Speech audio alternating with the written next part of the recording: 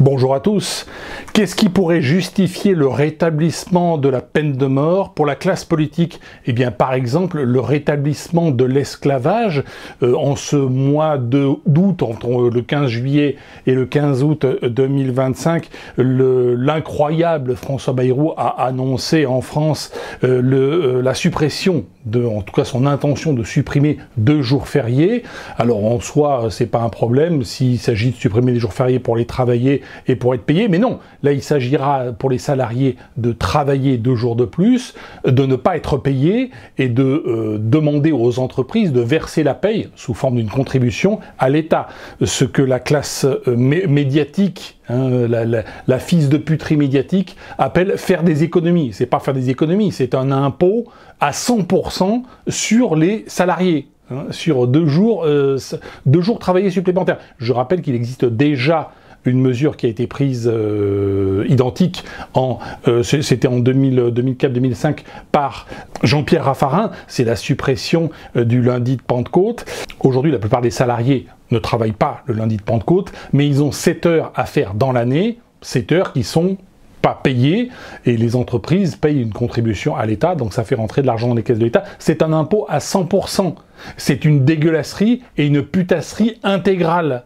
Ce que l'on devrait entendre dans la classe médiatique. Si vous allumez BFM TV, TF1, France Télévisions, CNews, France Info, j'en passe et des meilleurs, vous n'aurez aucune explication. On vous explique que les 4,2 milliards que François Bayrou attend de cette mesure sont des économies. Ce ne sont pas des économies d'impôts, c'est un impôt à 100% sur les salariés. Personne ne vous l'explique. Personne n'emploie le mot esclave. Le salarié est traité en France comme un esclave. Purement et simplement. Voilà. Donc les mots, la sémantique a un sens. La gauche et l'extrême gauche a laissé tomber complètement la classe ouvrière ou la classe, on va dire, des salariés depuis très longtemps. Aujourd'hui, elle ne parle que de génocide à Gaza, alors que la population de Gaza continue d'augmenter, parce qu'ils font quand même plus d'enfants qu'il y a de morts. Le Hamas annonce 61 000 morts.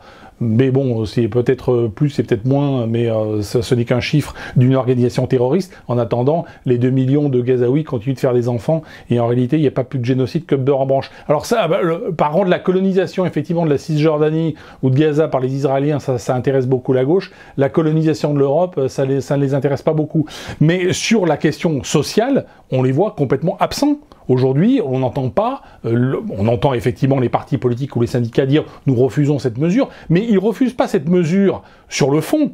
Ils refusent cette mesure parce qu'elle est proposée par François Bayrou, parce que Bayrou a eu l'idée un petit peu avant eux.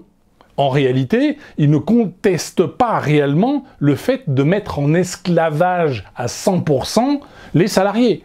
C'est cela qui est profondément choquant et scandaleux. Et les mots ont un sens. Parler d'esclaves, parler de remplacement, parler de génocide, ces mots-là ont un sens. Aujourd'hui, ça n'a pas de sens de dire qu'il y a un génocide en Ukraine, par exemple. Pas plus qu'à Gaza. Voilà, c'est la guerre c'est la guerre, il y a des morts, mais c'est pas ça, un génocide. Bon. Par contre, effectivement, faire travailler des gens à 100% comme des esclaves, ça s'appelle effectivement de l'esclavagisme, ou du néo-esclavagisme. Les mots ont un sens. Ce qui est absolument scandaleux, c'est que les citoyens soient obligés d'aller sur YouTube pour entendre une parole, un petit peu de vérité, un petit peu d'authenticité, parce qu'ils ne peuvent pas compter sur leur classe journalistique, ils ne peuvent pas compter les citoyens sur leurs syndicats, ils ne peuvent pas compter véritablement sur leur classe politique. J'espère que le gouvernement Bayrou sera censuré lorsqu'il présentera son budget à l'automne, mais cela n'enlève pas le problème sur le fond. Sur le fond, personne ne dénonce cette mise en esclavage des citoyens. Les citoyens, le peuple de France est traité en esclaves, le peuple de France est traité comme des chiens, comme de la merde. C'est ça la réalité, et on n'entend personne le dire. Voilà, je pense que j'ai fait le tour du sujet, je reviendrai naturellement sur les turpitudes de ce gouvernement et sur les turpitudes de la politique. Merci à toutes et à tous, et je vous dis à bientôt.